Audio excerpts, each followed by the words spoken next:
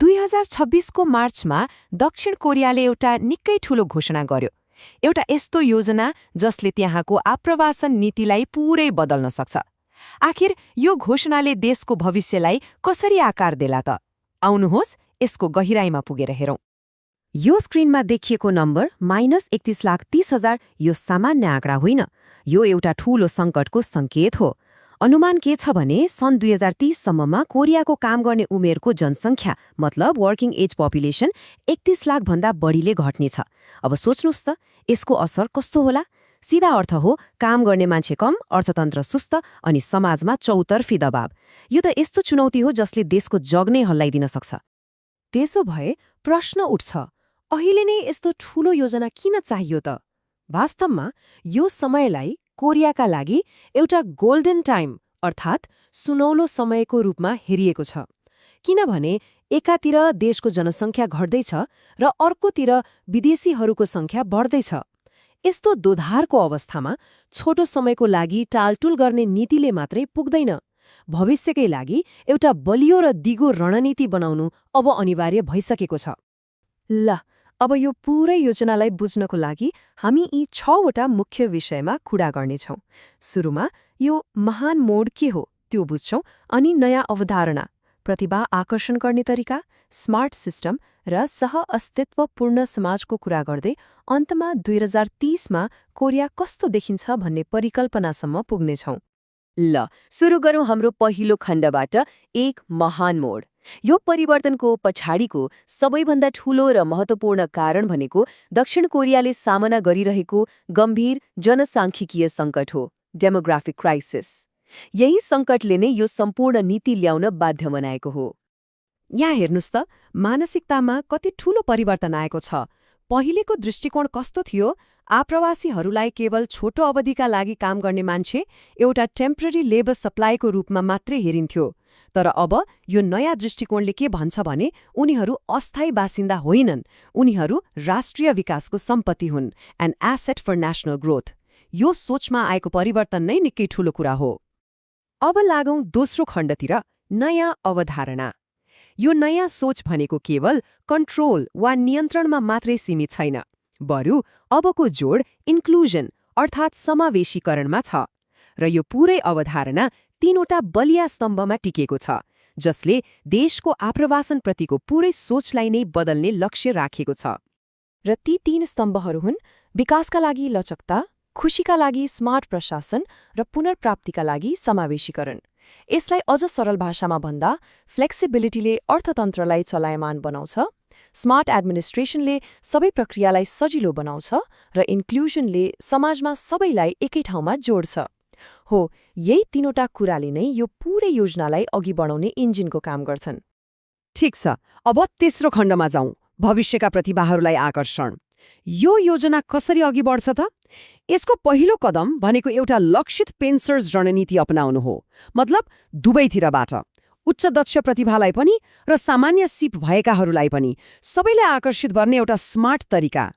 यसको एउटा एकदमै राम्रो उदाहरण हो के-स्टार कार्यक्रम। यो कार्यक्रमले के गर्छ भने कोरियाकै राम्रा विश्वविद्यालयहरूबाट पढेर निस्किएका ट्यालेन्टेड अन्तर्राष्ट्रिय विद्यार्थीहरूलाई देश छोडेर जान दिँदैन, बरु उनीहरूलाई स्थायी बसोबास मतलब F5 भिसा दिएर कोरियामै बस्ने अवसर दिन्छ। यसले गर्दा ब्रेन ड्रेन अर्थात् प्रतिभा पलायन रोकिन्छ। त्यस्तै अर्थतन्त्रमा जहाँ जहाँ कामदारको अभाव छ त्यो पूर्ति गर्न E7N जस्ता नयाँ र विशेष भिजाहरू पनि ल्याइँदैछ।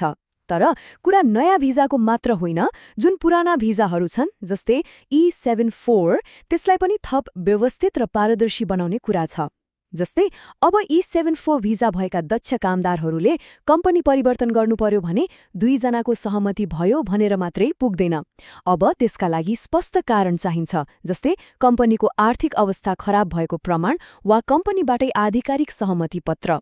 यस्तो नियमले कामदार र कम्पनी दुवैको अधिकारलाई सन्तुलनमा राख्न खोजेको देखिन्छ। अब पालो चौथो खण्डको, एक स्मार्ट प्रणाली।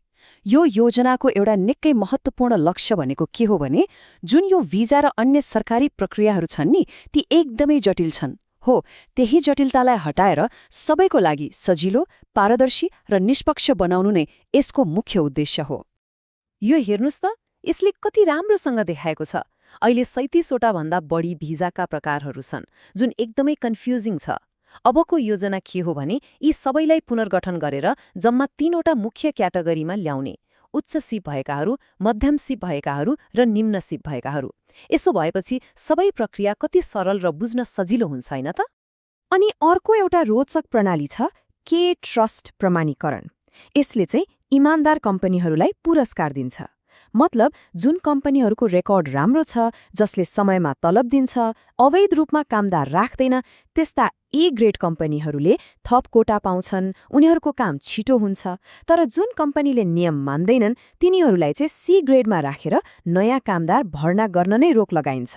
यो विश्वासमा आधारित एउटा गजबको प्रणाली हो। प्रशासनिक सुधार मात्रै होइन, यो योजनाले टेक्नोलोजीलाई पनि अँगालेको छ। अब एआई र बायोमेट्रिक्स जस्ता नयाँ प्रविधिहरूको प्रयोग बढाइनेछ। यसको लक्ष्य के हो भने एकातिर सीमा सुरक्षालाई झन बलियो बनाउने र अर्कोतिर एयरपोर्टमा आउजाउ गर्ने प्रक्रियालाई एकदमै छिटो र सहज बनाउने। अब हामी 5औं खण्डमा आइपुगेका छौं, सह-अस्तित्वपूर्ण समाजको निर्माण। एउटा कुरा के बुझ्न जरुरी छ भने यो पूरै योजना भिसा, नियम र प्रक्रियाको बारेमा मात्रै होइन, यो त त्योभन्दा धेरै माथिको कुरा हो। यो एउटा यस्तो समाज बनाउने बारे हो जहाँ आप्रवासी र स्थानीयहरू सँगसँगै मिलेर बस्न सकुन् र सबैले यो ठाउँ मेरै हो भनेर महसुस गर्न सकुन्। अनि यो कुरा किन यति धेरै महत्त्वपूर्ण छ त? किनभने यो आँकडा हेर्नुस्, पछिल्लो दशकमै विदेशी पृष्ठभूमिका बालबालिकाको सङ्ख्या 11.2 गुणाले बढेको छ। यो एकदमै ठूलो वृद्धि हो र यसले के देखाउँछ भने अबको पुस्ताको शिक्षा र उनीहरूलाई समाजमा राम्रोसँग घुलमिल गराउनमा ध्यान दिन कति जरुरी भइसकेको छ। त्यसैले यसका लागि ठोस कदमहरू चालिँदैछ। जस्तै लामो समय बस्नेहरूका लागि सामाजिक एकीकरण कार्यक्रमलाई बिस्तारै अनिवार्य बनाइनेछ। त्यस्तै एआईको प्रयोग गरेर व्यक्तिगत अनलाइन शिक्षा दिने, बालबालिकाहरूलाई स्कुलपछि छुट्टै कोरियन भाषा कक्षा दिने र दोस्रो पुस्ताको करियर बनाउन मद्दत गर्न मेन्टरशिप कार्यक्रमहरू ल्याइँदैछ। यी सबैको एउटै लक्ष्य छ आप्रवासीका बालबालिकाहरूलाई देशको भविष्यको लागि एउटा बलियो आधार तयार गरिदिने। र यो सबैभन्दा महत्त्वपूर्ण कुरा, यो योजनाले मानवाधिकारको संरक्षणलाई पनि निकै प्राथमिकतामा राखेको छ। अब तलब नदिने जस्ता काममा जिरो टलरेन्सको नीति अपनाइनेछ। र अर्को महत्त्वपूर्ण कुरा के छ भने कसैको कानुनी हैसियत जेसुकै होस्, यदि उसको अधिकार हनन भएको छ भने उसले कानुनी सहायता पाउने ग्यारेन्टी गरिनेछ। ल, अब हामी अन्तिम खण्डमा छौं। हेरौं यो पूरै योजनाले सन् 2030 सम्ममा कोरियाको कस्तो भविष्यको परिकल्पना गरेको छ। यसको एउटा निकै रोचक पक्ष भनेको आत्मनिर्भर प्रणाली हो। एउटा नयाँ आप्रवासी सामाजिक एकीकरण कोष बनाइनेछ। यसमा के हुन्छ भने आप्रवासीहरूले नै तिरेको शुल्कलाई उनीहरूकै एकीकरण कार्यक्रमहरूमा लगानी गरिन्छ। यो एउटा यस्तो चक्र हो जसले आप्रवासी समुदायलाई आफैमा आत्मनिर्भर बनाउँछ र सरकारमाथिको आर्थिक बोझ पनि घटाउँछ। त्यसो भए अन्तमा एउटा ठूलो प्रश्न बाँकी रहन्छ। लचकता, दक्षता र समावेशीकरणमा आधारित यो महत्त्वाकांक्षी खाकाले के साँच्चै गणतन्त्र कोरियाको भविष्यलाई नयाँ आकार दिन सक्ला त?